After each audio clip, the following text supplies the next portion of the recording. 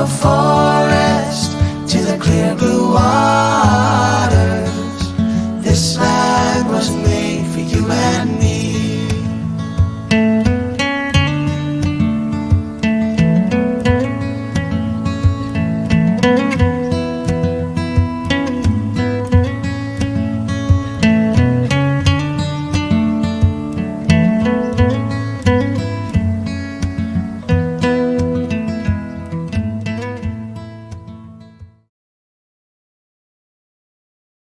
This is Jeffrey Geisner, founder of the Jewish Culture and Holocaust 10, 7, and the One Revolution Stand Against Hate international communities. Thanks for joining us for our 2024 International Film Festival program entitled Ahead of Time, The Ruth Gruber Story. Join us for a historically interesting discussion and feature film featuring one of the world's most outstanding journalists and photojournalists of the 20th century. Ahead of Time is in 2 parts. Part 1 is a history lesson and interviews done with Ruth Gruber, along with historical footage and commentary from the 1930s and 40s. Ruth Gruber died in 2016 at the age of 105. Part 2 is Ruth's documentary film, Haven, the Ruth Gruber Story. This film reveals how Ruth Gruber helped save more than 1,000 Jews from Holocaust Germany in 1944. Is never again. Now. Are we seeing an atmosphere against Jews just like the world did during the 1930s and 1940s? Well, you be the judge.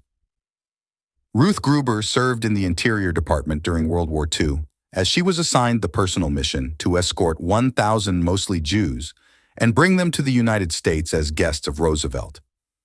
During this discussion, Ruth provides riveting personal accounts of her experiences in Hitler's Germany during the 1930s and 40s, along with important historical footage of virulent U.S. anti-Semitism that was rampant in the 1930s and 1940s.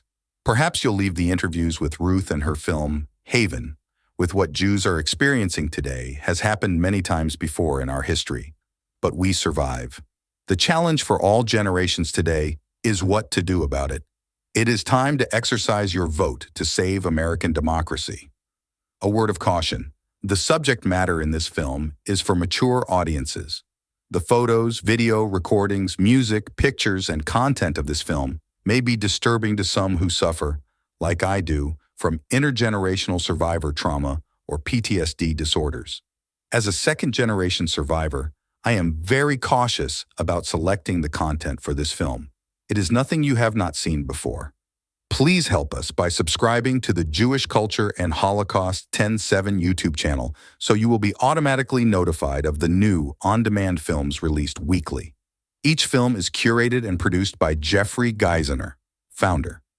Again, please subscribe to our YouTube channel so you can be notified of the latest film releases and share this free on-demand film widely with your family and friends of all religions. We all must do our part to push back against Holocaust denial and stand against hate. Enjoy today's on-demand film, Ahead of Time, The Ruth Gruber Story.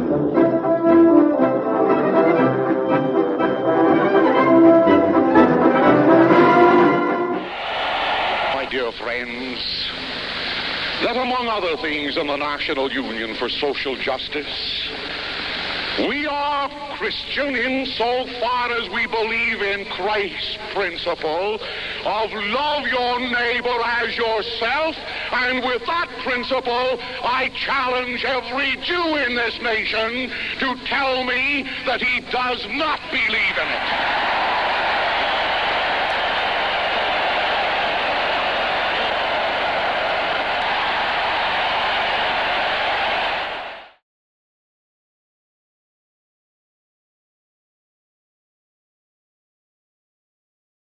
I'm Jim Kircher here at the new Kaplan-Feldman Holocaust Museum in St. Louis County. But we start with the story of a St. Louisan who, well, fair warning, does not come out looking like much of a hero. And yet, if you read the 1958 obituaries in national and local papers for Breckinridge Long, they just recount his career in the U.S. State Department. He was an ambassador to Italy. He was Assistant Secretary of State.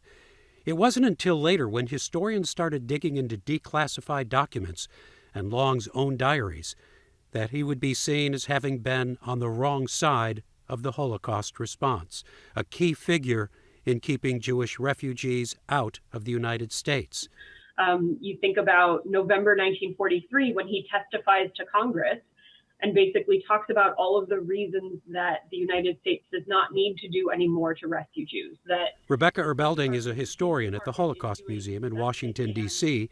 I think if you read Breckinridge Long's personal diaries, he comes off as a very unlikable person.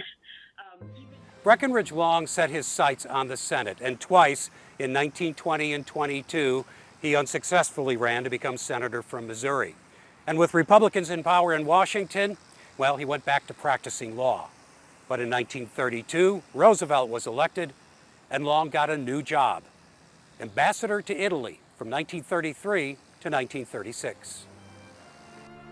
And in 1940, he would be back in Washington at the State Department, this time as Assistant Secretary of State. When it came to dealing with people trying to get into this country, he was the gatekeeper. He didn't make the rules, but he made sure they would be tightly enforced. This is the classic scene of immigration from the early part of the 20th century, the huddled masses yearning to breathe free. But after World War I, that golden door was nearly slammed shut with tighter and tighter restrictions on immigration. And they were still in force in the 1930s as the world was facing a new crisis. The world was changing, but American laws were not, when Breckinridge Long moved into his new office in charge of visas. And so his sensibilities and his department in Washington's interpretation of these immigration laws, that has a real effect on the ability of Jewish refugees and really anybody trying to immigrate to the United States, on their ability to get out.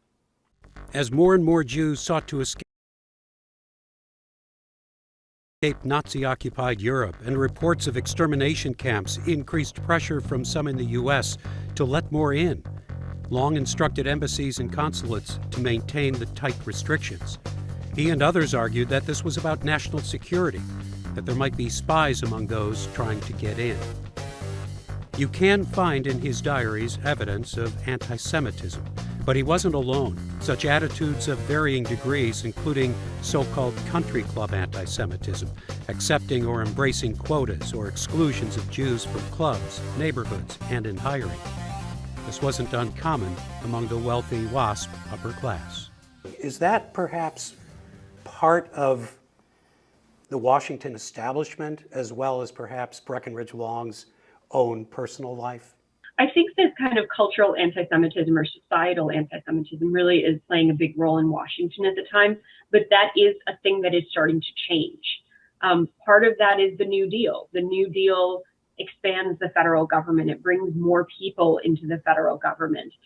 And so the State Department is basically the old guard, more genteel, potentially more kind of country club anti-Semitism. And anti-Semitism and nativism is openly tolerated. Prejudice is openly tolerated in the State Department. You can say things out loud there that you may not be able to get away with saying in the Treasury Department. I struggle with whether he is motivated by anti-Semitism or motivated by nativism, the dislike of all immigrants. So Roosevelt's gut instinct is to defend Long, but I also think that the president is not super involved in what the visa division is necessarily doing. Eventually, under pressure from others in the government, President Roosevelt agreed that more needed to be done and created the War Refugee Board in early 1944, taking the responsibility for refugees away from Breckinridge Long. After the War Refugee Board was created, he says in his diary, "What they can do that I have not done, I cannot imagine." How wrong was he? He is very wrong. The United States, especially in 1943 and 1944, as it's clear that Nazi Germany is losing the war, there is a lot that the United States can do. The War Refugee Board tries to do it in 1944, but there are things that the United States could have been doing in 1943 to protest more, to get more material in the hands of the resistance, to publicize what the Nazis are doing. Those are things that Long absolutely could have done and did not do. And to me, I think Long's overwhelming motivation, beyond nativism, beyond anti-Semitism, is that he wants to be left alone. He wants his job to be easy. And this refugee crisis is making his job more difficult. And so over and over again, for me, what you see is Long trying to get rid of problems, not trying to deal with them either positively or negatively, just trying to make them go away. And the War Refugee Board was the exact opposite. The War Refugee Board running towards solutions. He also said, after the War Refugee Board was created, that it seemed like a good move politically because it would make Jewish voters happy. This is how he viewed the Jewish refugee crisis. It was all politics. It was all politics. He felt that way about letting Jewish refugees in too. You have to let some of them in so that you can get that vote in 1940. That is not, it's so much bigger than that. It's so much more important than that. And he was not someone who wanted to sacrifice votes or political power for doing the right thing in his office. Yeah, he strikes me as the wrong man in the wrong job at the wrong time. I think that's a really good assessment. By 1939, Americans knew about the Nazi persecution of Jews in Europe. Yet 83% of the country, according to Fortune magazine, said it didn't want to admit refugees, and over half the population agreed with the statement, "Jews are different and should be restricted." President Roosevelt tried to raise the immigration limit to allow more Jews to find shelter in America, but he met with resistance from the State Department and Congress. It was the State Department that refused to let 900 Jewish refugees from Europe aboard a German ocean liner to dock in a U.S. port. It was turned away, and a Coast Guard vessel followed it out to sea to make sure no refugees tried to jump ship. In 1944, President Roosevelt learned that an official at the State Department, Breckinridge Long, had drastically reduced Jewish immigration and lied about how many had been admitted. Between 1933 and 1945, the U.S. took in only 132,000 Jewish refugees, just 10% of America's legal quota. Long was kicked out of his position, and Roosevelt established the War Refugee Board to set up camps for people who had escaped Nazi persecution. On August 5th of 1944, the board admitted the first large group of refugees into the U.S., 982 people from 18 different countries, ranging from newborns to 80-year-olds. Many had previously been put in concentration camps and escaped. Almost 90% were Jewish. Arriving by train in Oswego, New York, they were led into Fort Ontario, an 18th century fort that had been an active army camp until 1940. Customs officials went through the pathetically few belongings the refugees had brought with them. The officials were so moved by the experience that they chipped in and bought a complete outfit and toys for a pitifully ragged 9-year-old boy. The refugees were given housing, food, and medical attention. They were given shoes and new clothes and allowed to stroll around the grassy park and enjoy the lake view. But they saw they'd be living behind a wire fence topped by barbed wire, and some worried they'd exchanged one concentration camp for another. Their suspicions grew when the gates were locked behind them. To prevent any infectious diseases from the immigrants spreading into the town, the refugees were kept inside the fort for weeks. Meanwhile, the people of Oswego lined the outside of the fence. They were welcoming and supportive. They passed food through the chain-link fence, and someone even passed a bicycle over the barbed wire. When quarantine ended, the camp opened the gates to the residents of Oswego, about 5,000 people came to meet the refugees and see the camp for themselves. Restrictions eased. Residents could now go into town and visit the post office, the library, and the Woolworth store. They were thrilled to meet Eleanor Roosevelt, who came to visit them. Refugee children mixed with local children at Oswego's middle school when classes began. The refugees reported that everywhere they went, they were greeted by gracious and generous people. In September, the first baby was born in the camp. After months of paperwork, the parents were delighted when authorities agreed the child would be granted U.S. citizenship. President Roosevelt had received approval for the refugee camp only by promising that the refugees would stay close to the camp and promptly be shipped home when the war ended. The refugees had signed their agreement to these conditions. But with the war drawing to a close, many wanted to remain in the States. Some of them knew that they had no home to return to. Roosevelt probably would have supported their staying, but he died in April 1945, and no one knew what would happen next. After Germany surrendered the next month, a group of refugees sailed back to Yugoslavia. The rest remained, asking for permission to stay. Just 3 days before Christmas, President Truman gave the refugees permission to remain in the country. Organizations from several states immediately came forward offering help in resettling. Representatives went through the camp recruiting refugees for their state. So another 922 immigrants added the wealth of their experience to the country. Fort Ontario remained the only refugee center in the United States during the Second World War. Barney Rosset, Anthony Lewis, and Ruth Gruber, a journalist and author. She is a writer and a lecturer and is the youngest PhD in the world. I was a rebellious kid. I said, I want to be a writer. What kind of career is that for a nice Jewish girl? In 1931, I was sent to Germany on an exchange fellowship from the University of Wisconsin. And Hitler was coming to power, and I heard that he was going to give a lecture in the big hall. It was called the Messehalle, across the Rhine in Cologne.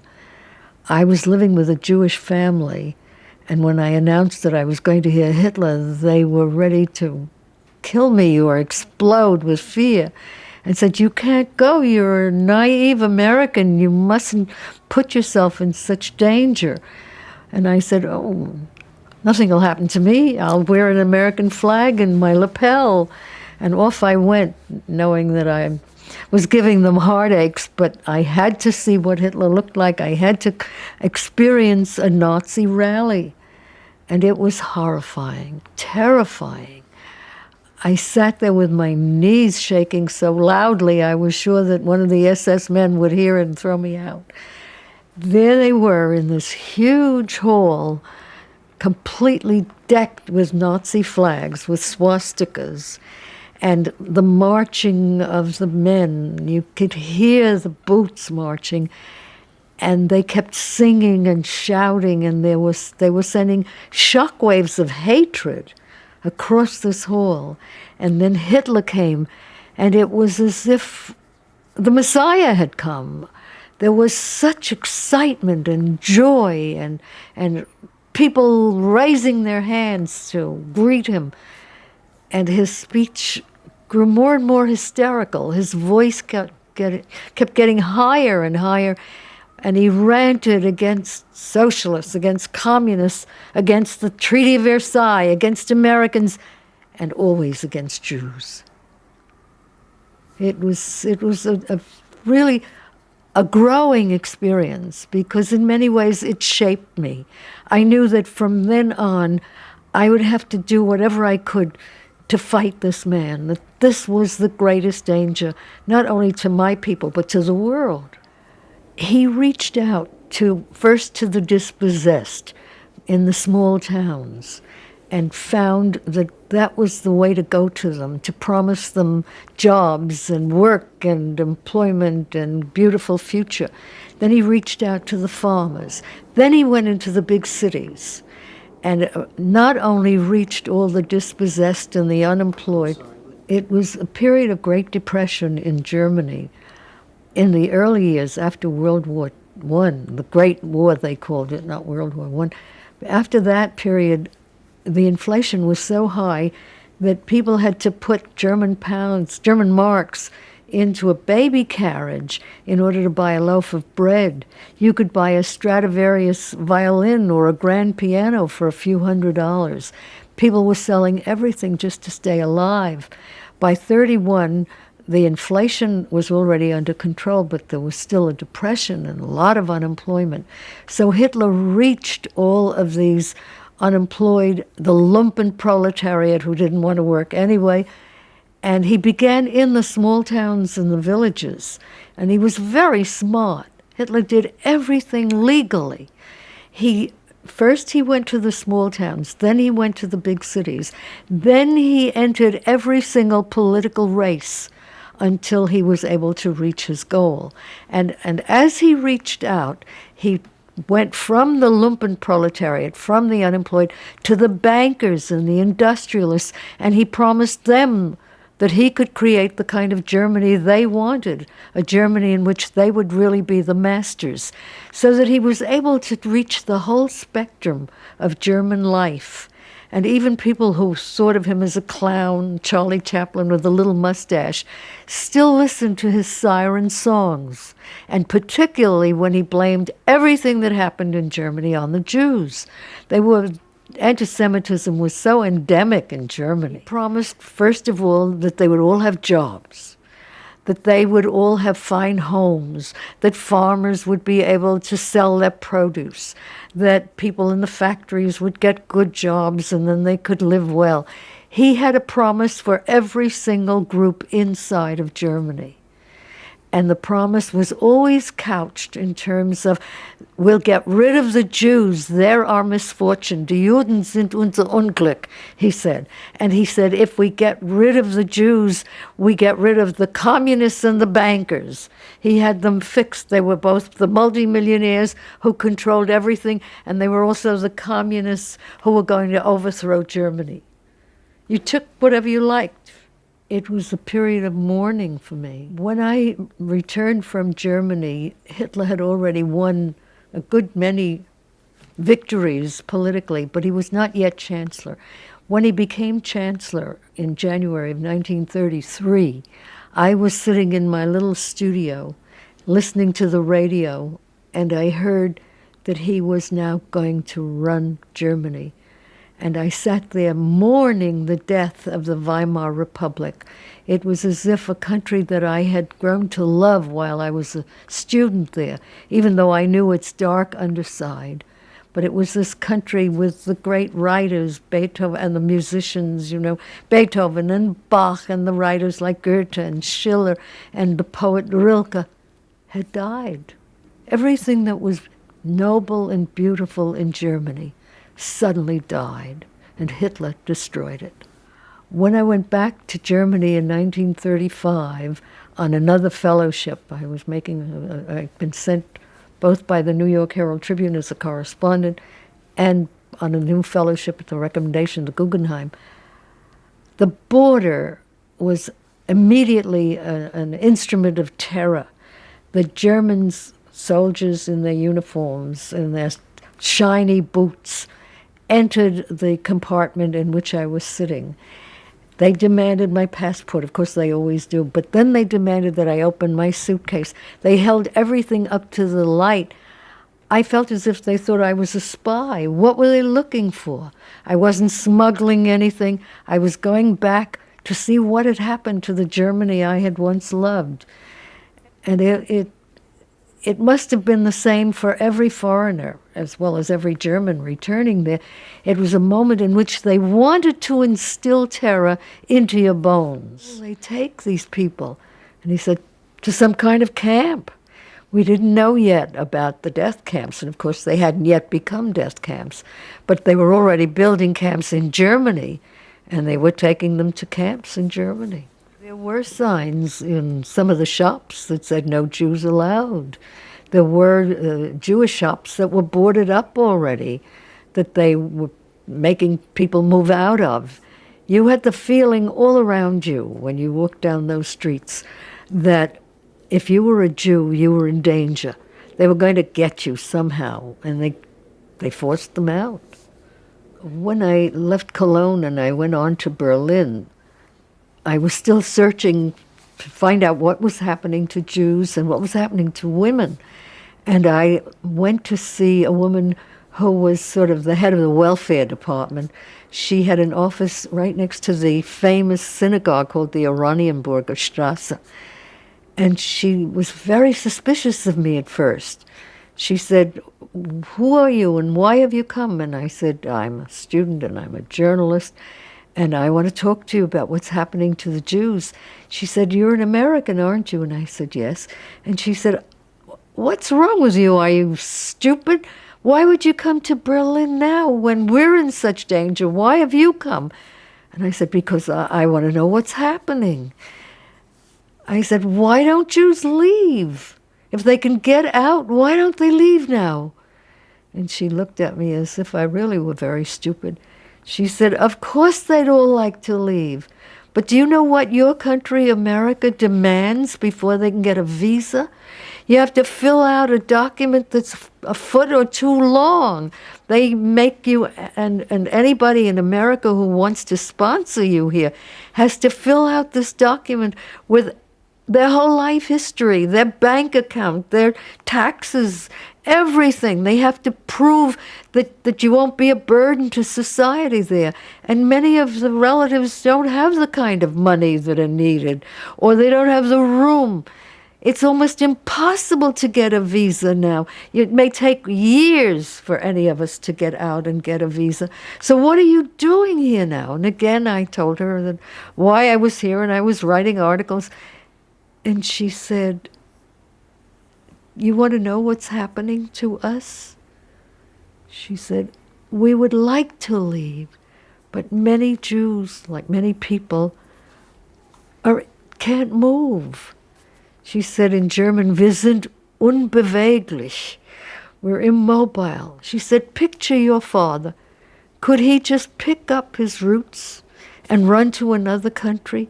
Some have a little property and they're hoping that something will change. They've lived through other crises and maybe something will change and they don't have to leave, so they're holding on to the property or the little store or something that is tying them to this land. Because don't forget, Jews have been here for hundreds and hundreds of years. Their roots go back to Charlemagne, maybe earlier. So how can some of them pick up roots?" But she said, "You're a young woman. Don't stay here. You think being an American with your passport will save you, will protect you?" Because when I was leaving, my mother, of course, was terrified that I was going. She said, "They can shoot you." And I said, "Mom, they won't shoot me. I have an American passport." And she said, "So they can't shoot an American passport?"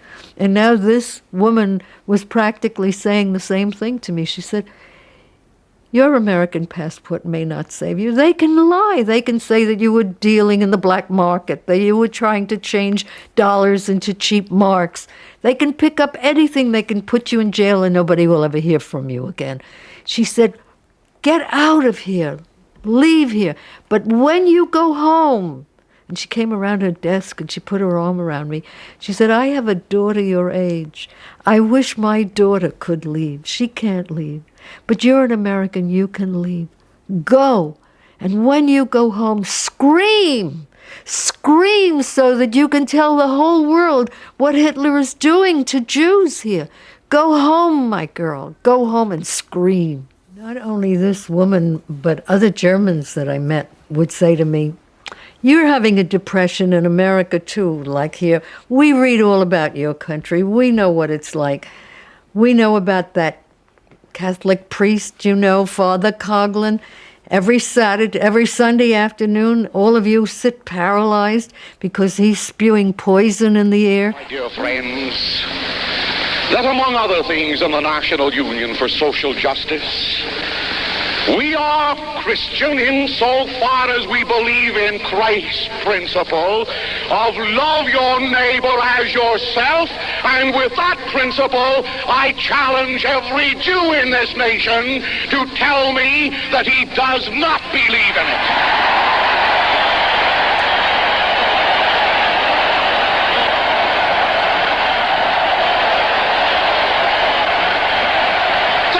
No need of communizing all the factories and the fields and the forests and the mines under a new kind of God made of flesh and blood and clay and hatred.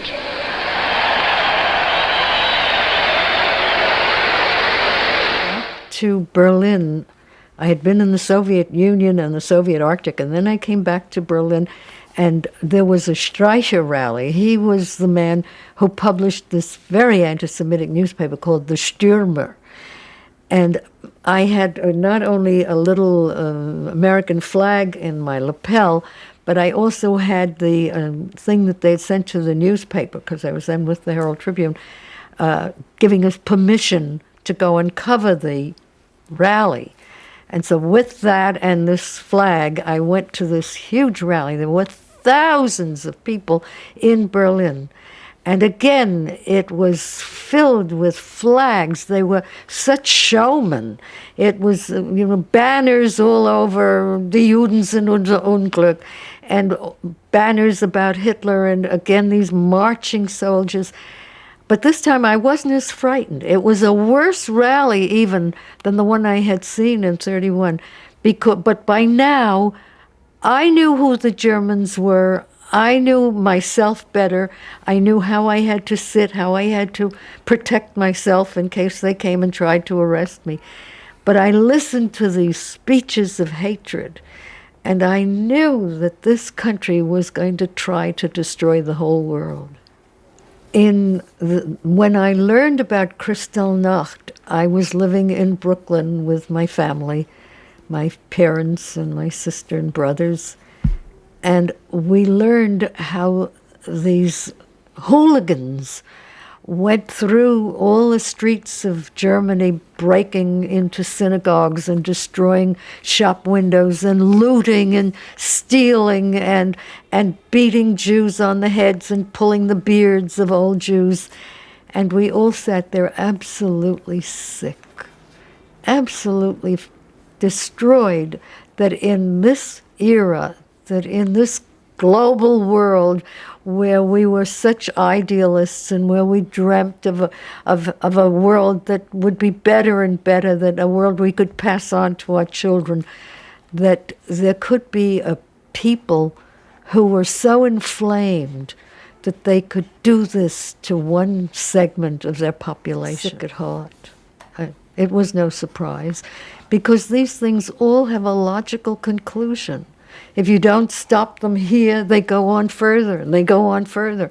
They do greater and greater damage. That's why we have to stop these things. The minute we see race hatred, we have to confront it and stop it.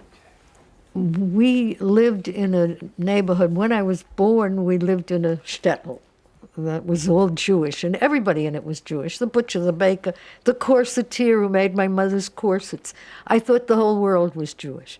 Then when I was 9, we moved to Ridgewood, it was called then. Now it's part of Bedford-Stuyvesant, a very depressed area now. But then it was a middle-class area, and we didn't know we were moving into a German town. It was all Germans. We were the only Jews on our block then, and most of the others were Germans.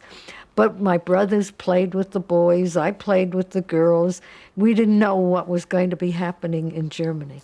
But within a few years, we saw the Germany begin to cast its shadow on our block. A few blocks from where I lived on Bushwick Avenue, there was a kind of sports arena called the Turnverein. And that's where the German men and women met, and they would ostensibly be doing all kinds of sports and athletics, but actually it was a stronghold for Nazis in America. And they were February 20th, 1939. Just months before Hitler invades Poland and ignites the deadliest war in history, thousands of Nazis gather for a rally at an indoor arena. But this isn't Nuremberg or Berlin. This is Madison Square Garden in New York City.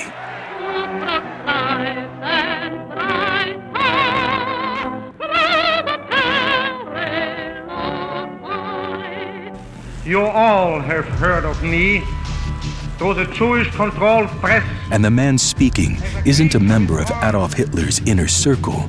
He's Fritz Julius Kuhn, a U.S. citizen and head of the German-American Bund, or association. Kuhn wanted a rally to celebrate George Washington's birthday. The first American fascist is what they called him. They signed a contract with Madison Square Garden. Said, okay, we agree. No swastikas, no anti-Semitic signs, none of that stuff. Of course, once the contracts were signed, those agreements went out the window. This program was produced for the German-American Bund rally. We love him for the enemies he has made. Ladies and gentlemen, Mr. Fritz Kuhn. Kuhn then went on to deliver a very, very predictable and very, very typical National Socialist stump speech about racism and the Jewish conspiracy and the communists and how everybody's an enemy and everybody has to be alike. We, the German-American Bund, organized as American citizens with American ideals and determined to protect ourselves, our homes, our wives and children against the slimy conspirators and the parasite hand of Jewish communism in our schools, our universities, our very homes. Then, an unemployed plumber tries to silence the American Fuhrer. Isidor Greenbaum tried to rush the stage, but these guys beat him. It looked like an SS beating in the Berlin streets. His pants were ripped off. And the audience, of course, cheered at this. To see someone beaten up, had they known he was Jewish, they would have, probably even cheered louder. Sunday afternoons, the whole country seemed to be paralyzed. Everybody listened to the radio and listened to Father Coughlin speaking from Detroit, poisoning the air with blatant anti-Semitism, poison. And we felt a sense not only of horror and anger that such language could come across the air, but also a fear that he was instilling this kind of hatred into a country that was already overtly anti-Semitic. Our Congress was restrictionist and anti-Semitic. That's why we didn't want to let refugees in.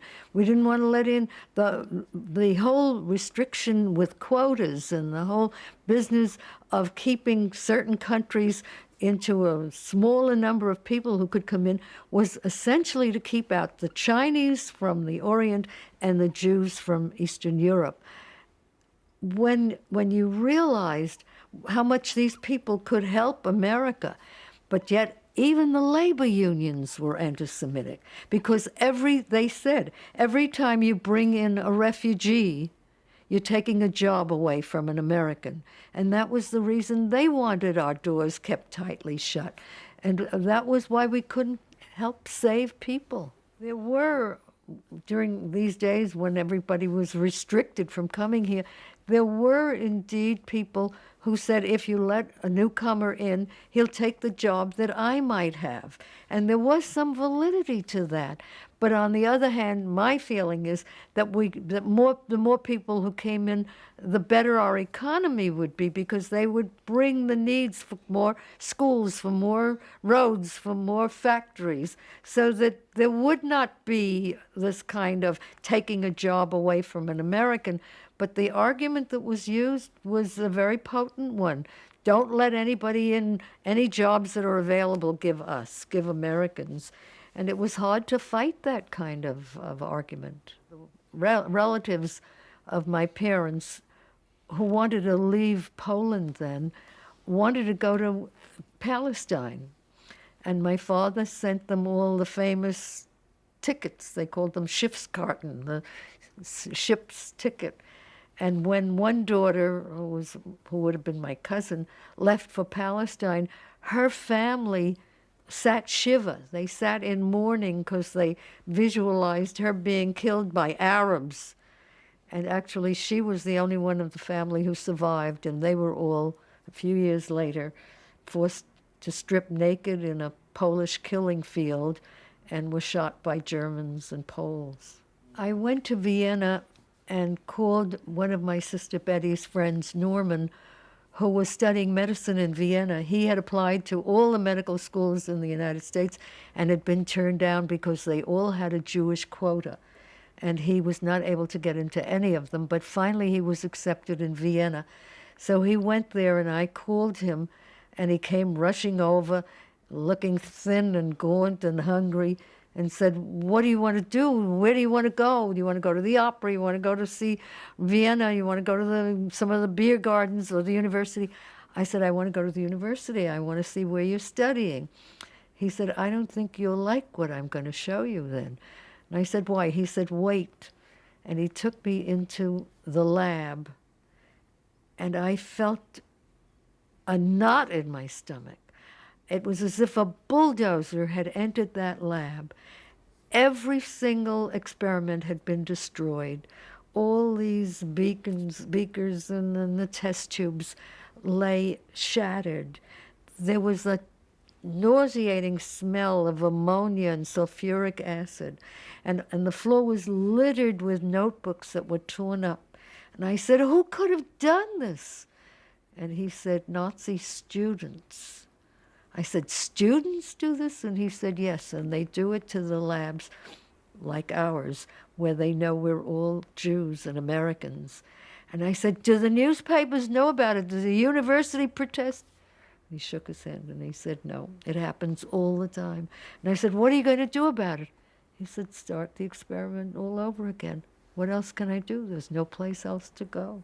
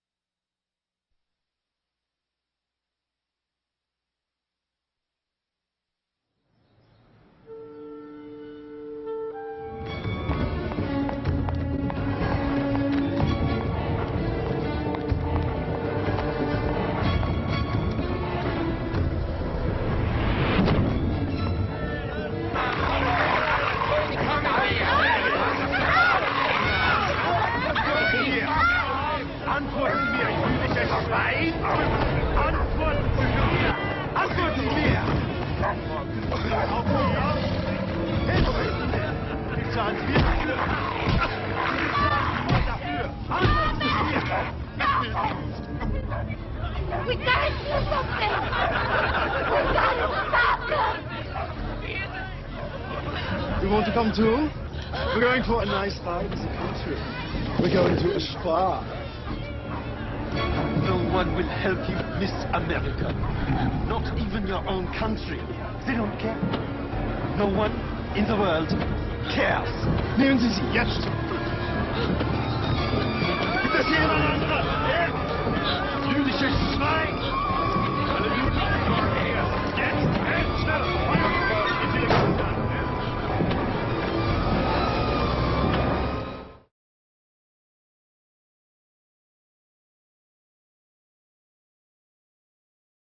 Welcome to Jewish Women in America, a television series that celebrates the contributions of Jewish women to American society. I'm Blanche Wiesen Cook, and my guest today is Ruth Gruber, a woman who has dedicated her life to rescuing Jews from oppression around the world and to peace and justice. Welcome, Ruth Gruber. I am so delighted that you are here. Thank you. I'm very happy to be here. And you are one of my abiding heroes. I'm sitting here surrounded by your books, your work. There are so many places to start. The author of Haven, but not just the author of Haven, the woman who went to Europe in 1944 to rescue 1,000 Jews from Hitler's Europe. And I think of you as a rebel girl, a woman who was born, as you wrote in your memoir, Inside of Time, in a shtetl in Williamsburg, who defied authority, defied your parents, and went off to be one of the greatest journalists of the 20th century, and at 20, the youngest PhD in world history. Ruth, how did you get to be a rebel girl? I really don't know. I think I just knew that there were jobs that needed to be done, and I would do them. I want you to tell the tale of convincing your mother that it was okay for you to go to Europe in the middle of this hideous war under these incredible circumstances, and you as a mother know how hard that that must have been. Right. Well, because my daughter did the same thing to me. Because your daughter did the same thing to you.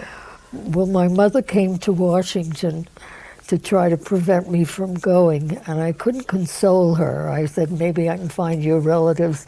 We didn't know they were all already murdered. And I said, I'm going to take you to the boss. I thought that maybe my boss, Harold Ickes, the Secretary of the Interior, could calm her fears. And she said, Mr. Secretary, you're sending my daughter to Europe now? Every day I read airplanes are falling out of the sky. How do I know she'll come home safe? Ickes got up from his chair, he walked past me, put his hand on my mother's shoulder, and he said, don't worry, Mother, we're making her a general. He had told me that. General Gruber. So were you at some point the highest ranking woman I don't know, in the military? But he had told me that in great confidence the day before. And I said, how can you make me a general? He said, we have to, because if the Nazis shoot you down as a civilian, they can kill you as a spy. But as a general, they have to give you food, shelter, and keep you alive. So that comforted my mother. And she felt, well, if I was a general, maybe that Hitler couldn't shoot me down. And I then left by plane and flew to Naples, where the 1,000 refugees that President Roosevelt had invited were already aboard an Army troop transport called the Henry Gibbons, with 1,000 wounded soldiers from Anzio and Cassino. And on that ship, I really had, I think, the most defining moment of my life, because I took all their case histories. I knew as soon as I got back to Washington, I'd have to report to Ickes and through him Roosevelt. And I learned about Jewish courage, Jewish terror, Jews risking their lives to save other Jews. And I knew from that moment on, my life would be dedicated to saving people in danger. And I had tools to do it. My tools were words and images. My little typewriter, we didn't have word processors in those days, and my cameras. And I felt with those tools, maybe I could help save Jews.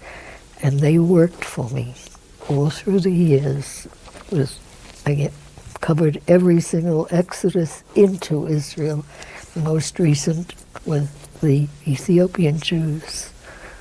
And you wrote a book called Rescue on the exodus of the Ethiopian Jews, which is an amazing book. But before we get, let's just go a little slowly, because this was an amazing thing that you did.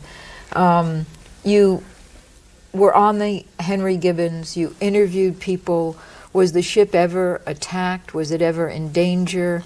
My sense of, there are pictures of you in uniform, looking like a general. You interviewed people at night, you arranged parties, you introduced people to each other, you gave them hope. Could you just tell us a little bit? I mean, it's for folks who want to read the whole story. It is in your wonderful book, Haven, which is really about courage, your courage, their courage, in a grievous time. And it just evokes this time when courage and love and justice are what we need to strive for. So how did you do it, Ruth? Day and night, we walked up and down the deck. There were days when 30 Nazi planes flew over us and didn't attack us. Of course, we stopped, the whole convoy stopped, and all the engines stopped working. Other days when Nazi submarines found us, and they didn't shell us. Miracles, just one miracle after another. And I listened to their stories. Often I had to stop writing in my notebook because tears were washing out the words. They were walking witnesses of Hitler's atrocities. And I told them that. And it also gave them courage. And they began calling me Mother Ruth. Mother Ruth. Yes. And most of them were older than I was, but they were all ages. And their lives had been filled with running. There were young girls and boys who had never been in school. Since 1933, they had been running. Wherever they ran, Hitler came. They ran from Germany to Poland. Hitler came to Poland. They ran to Hungary. It was always running. I knew then what it meant to be a DP, a displaced person, a refugee. You've lost everything. You've lost your land. You've lost your culture. You've lost your language. You've lost your home. And that's what it means to be a refugee. And we have thousands of them, thousands of refugees all over the world. No. So when they got here, when they landed, after, what was it, a month on the ship? Well, they think 3 weeks? It was 14 days, but it felt like a month. Right. If you ask and then them, they landed and they were sent to a place, a makeshift place in Oswego, which you describe in Haven so vividly, and the photos are so vivid. They were behind barbed wire, and they lived behind barbed wire. And could they go to school? Yes. Did the schools in the neighborhood open for the children? Yes, that was the most wonderful part of the whole thing, because the government didn't know what to do with them. They were not prisoners of war. They didn't have visas. They were guests of the president, but they couldn't leave this camp. And the favorite song there, that theme song, was "Don't Fence Me In." But the schools opened their arms to our children, and the children brought the Bill of Rights into the camp. The children began educating their parents. Oh, wonderful. And it was a great experience because they loved America, and they were all supposed to go back as soon as the war ended. Right, and that's, there's something that you say in your memoir that is so chilling. You say that Henry Morgenthau had promised FDR, had promised the president, that when the war ended, all these refugees would be sent back. And it was your lobbying and Harold Ickey's lobbying that persuaded... And Eleanor Roosevelt's lobbying, and she visited the camp. Were you with her when she visited the camp? Could you tell us a little bit about the lobbying and how you prevented Truman? Well, it was Ickes who taught me how to fight bureaucracy. He said, you have to change the climate. He said, go up to New York and see all your friends in the New York Times and the Herald Tribune and get them to write very strong editorials on why you can't send 1,000 people back to a Europe that isn't the Europe they lived in. Poland was already under Stalin. They didn't want to live in a country like that. And you have to get your friends. So they did. They wrote wonderful editorials. Then he said, get leaders in New York, Jewish and non-Jewish, and bring them to Washington and let them come to me and I'll tell them whom to go to. And we did that. And he said, don't waste your time with me. I'm on your side. We have to prevent them from going back. But we have people who are fighting us, like the Justice Department said they must go back. The State Department said they have to go back. They're not prisoners of war. They have no right to be here. And even the Treasury Department, Morgenthau, who was wonderful at the beginning and who fought to have them come, he said, I couldn't sleep with my conscience if I went back on the word to my president. If I went back on my promise to my friend Franklin Roosevelt. And I said to him, your friend Franklin Roosevelt would have changed his mind if he was still alive, and if he didn't, Eleanor would have made him change his mind. And in the end, we got to President Truman, and he decided to let them stay. And it was a Christmas Eve. He got on the radio, and they never changed the terrible quotas, which had been established in 1922, mostly to keep Chinese out and Jews. But they never changed those quotas. But he said, there's this group up in Oswego, New York, and it would be so ridiculous to send them to Europe because many of them already had numbers when they You were mean barred numbers to from be coming. permanent residents? Yes, to be permanent.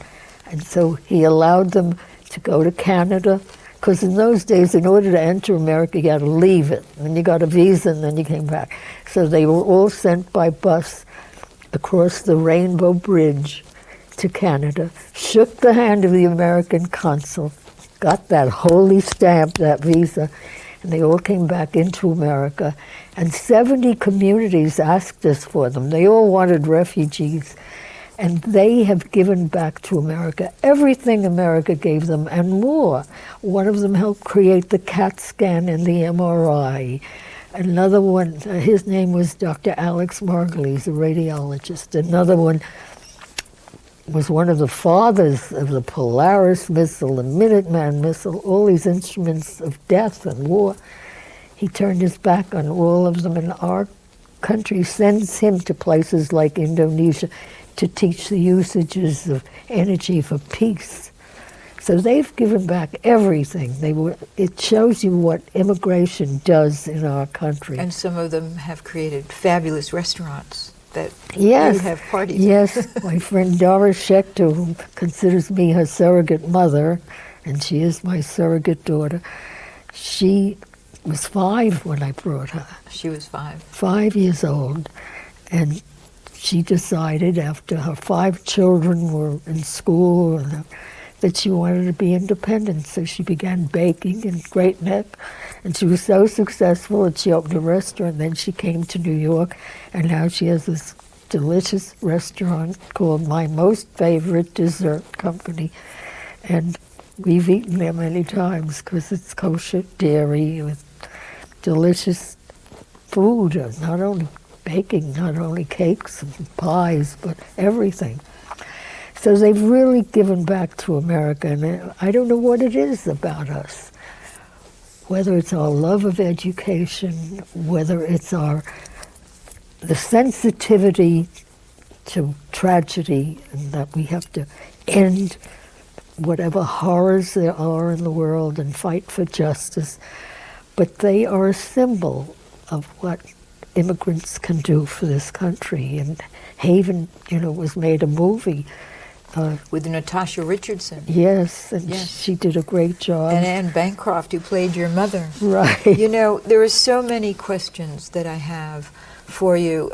You go from Haven and this group of 1,000 refugees to Israel? What is your journey? What is the steps of your journey? I mean, you initially were going to write Inside of Time as a kind of joint biography of Eleanor Roosevelt and Helen Rogers Reed. And I know that Helen Rogers Reed was very important to you as a journalist. Yes. She being the publisher of the Herald Tribune. Was it Helen Rogers Reed who sent you to Palestine? Yes. Yes. So you went first to Palestine for the Herald Tribune. Right, and learned again what refugees lived through, what survivors of the Holocaust lived through.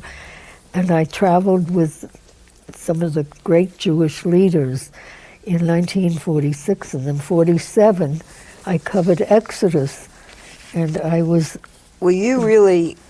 Again, I have your wonderful book, Exodus, which is a book of photos and commentary, your incredible photos, and Exodus, subtitled The Ship That Launched a Nation, was really, I mean, people think Leon Uris wrote that first, but everybody who knows that you did.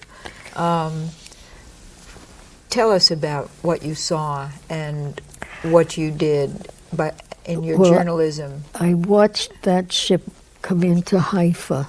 I was then traveling. I'd been listening to speeches in Jerusalem with Dr. Weitzman and others, and this ship came in battered. The British had smashed it from both sides. 4 terrible warships, and there was the biggest hole I had ever seen, and the lifeboats were hanging at crazy angles. And the second mate that everybody loved on the ship, Bill Bernstein, was killed when a British Marine hit him on the head and broke his skull. And 2 16-year-old orphans. There were 4,500 survivors of the Holocaust aboard this small ship built to hold 400 excursionists. And they came into the harbor, and it looked to me as if a nutcracker had smashed them, you know, in a tight nutcracker. And then they were put aboard 3 ships. They were called hospital ships, but they turned out to be prison ships. And they were sent, we were told as journalists that they were sent to Cyprus, so I flew there. Cyprus was a hellhole. The British, for 2 years, from 46 to the birth of Israel, had 52,000 Jews living in just tents and concert huts, sand, and it was a horrible life. And I took a lot of pictures of those. I was the only journalist they allowed in. How did you get to be the only journalist? General Gruber, how did you get to be the only journalist? Well, you know, journalists have ways. I told the guard that there was a birthday party going on, and my editor told me I had to cover it, and if I didn't cover it, I'd be fired. So he gave me a pass, and after that, I could change the date every day. So oh, that's wonderful. And then we call you an enterprising journalist.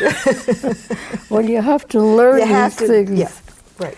And then they sent them to southern France, and I flew there, and they were put on these 3 prison ships and kept for 18 days in heat of 105 degrees, and they wouldn't come off the ship. And then the British announced they were sending them to Germany, to the death land, these survivors of the Holocaust. And the world was so outraged. Journalists all came in then, and the British said, we can't take all of you aboard, we'll take 3. We'll take 1 for the British press, 1 for the world press, and 1 for the American press. And they selected me for the American press. I think they've regretted it for 50 years, because I got aboard the Runnymede Park, named for the site of Magna Carta. And there, as soon as I entered... At Runnymede? Yes. Yes. And I just... The Runnymede Park. Right. And as I entered, they raised a flag. They had painted the swastika on the British Union Jack.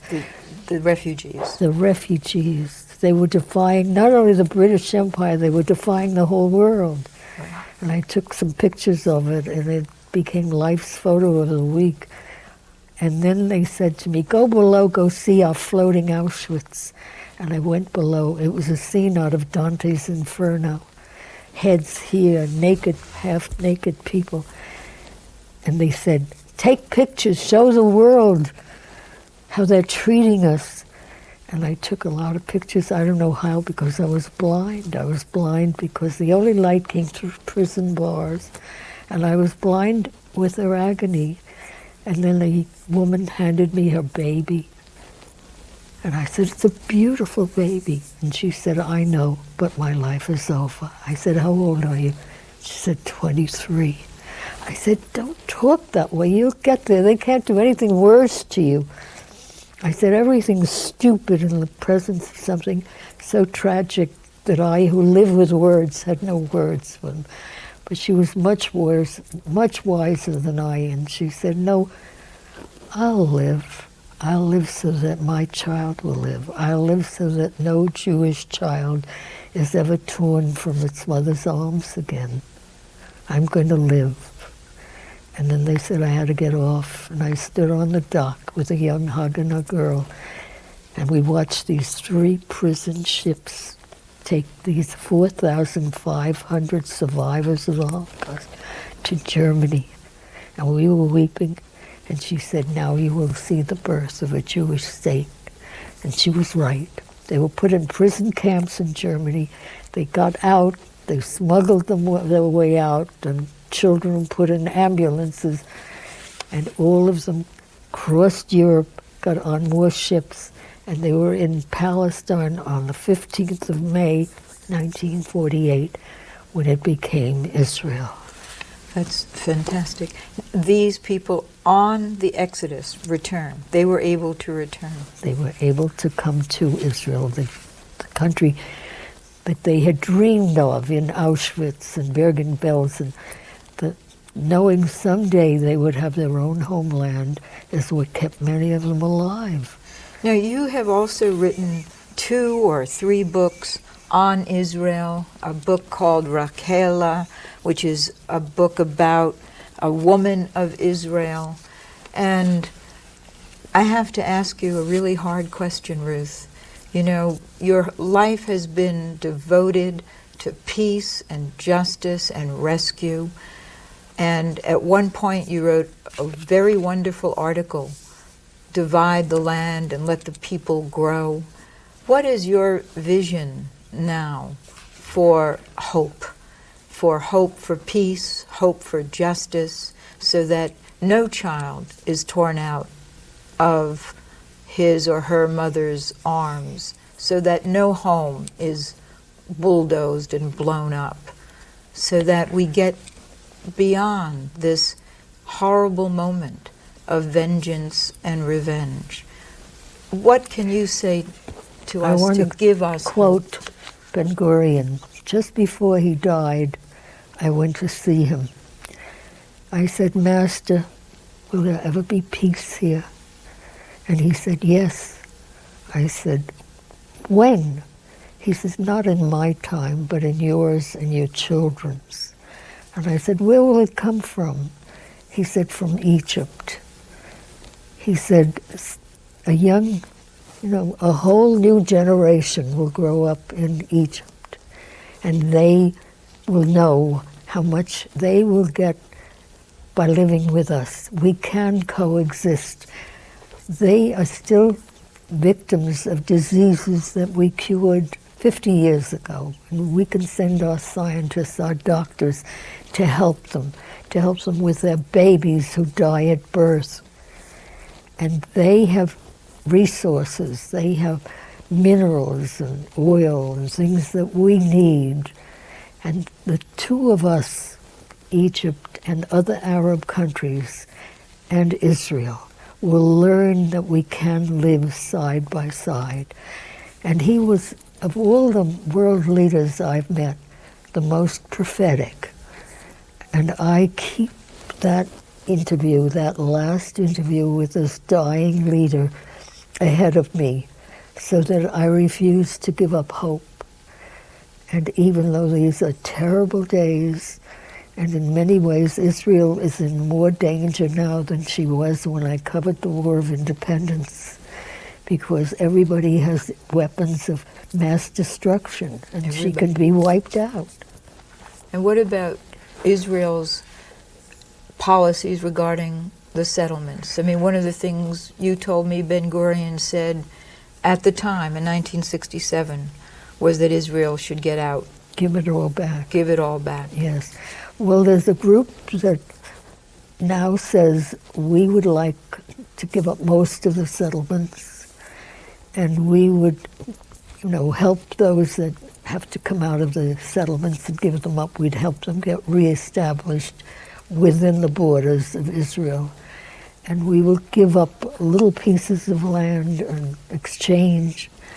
And I hope that maybe this group that we've just heard about in the last few days will be able to influence policy.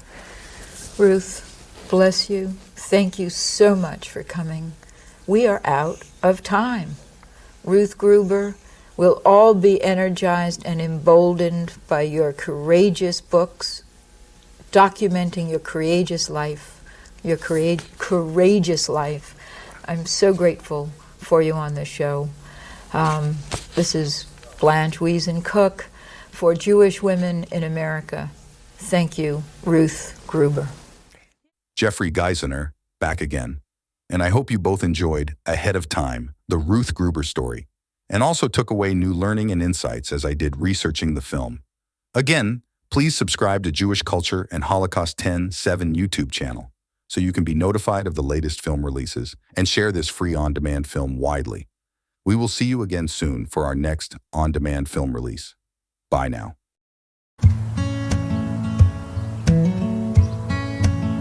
This land is your land, this land is my land. From white sand beaches to the rolling mountains, from the mangrove forest to the clear blue waters. This land was made for you and me. As I went walking the ribbon of highway, and I saw above me that endless skyway, I saw below me the golden valley. This land was made for you and me. I roamed and rambled, and I followed my footsteps to the sparkling sands of her diamond deserts.